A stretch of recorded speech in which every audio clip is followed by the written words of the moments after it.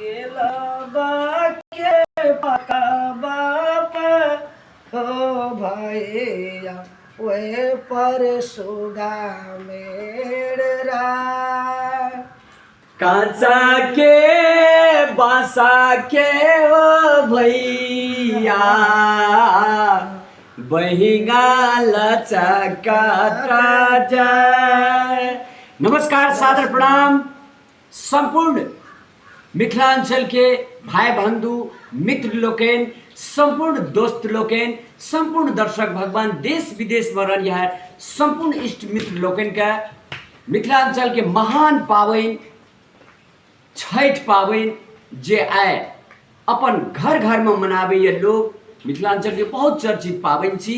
तय संपूर्ण दर्शक भगवान लोकेन में विनम्र अनुरोध है अपनी सब छठ पावन के शुभ अवसर पर बढ़िया से छठ पावन मनाबी, यह शुभकामना व्यक्त करे साहब। अपनी सब खुश रहो, छठी मैया के कृपा से आबाद रहो। धन्यवाद। जय मिथिला, जय मैथिली। नमस्कार।